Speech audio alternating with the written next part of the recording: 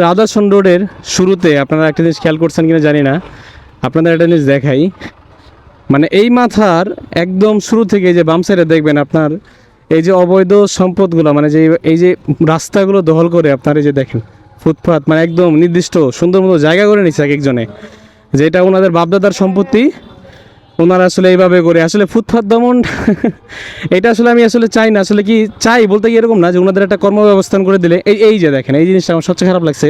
মানুষের হাঁটার রাস্তাতে এই যে ব্যাগের দোকান শাটার করে দিয়েছে দোকান, মানে একদম পুরা বাবার দিনের সম্পত্তি এইভাবে যে জুতার দোকান।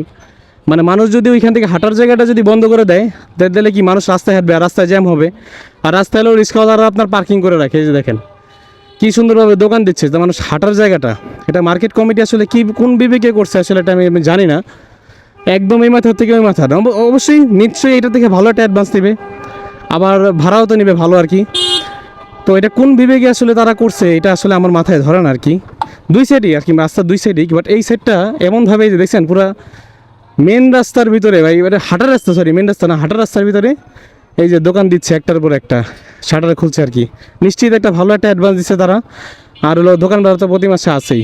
তো এটা আসলে কি বৈধ না অবৈধ এটা আমার জানা নাই, বাট এই জায়গাটা আসলে মানুষের হাঁটার জন্য আসলে দেওয়া উচিত ছিল আর কি। দেখেন কি অবস্থা।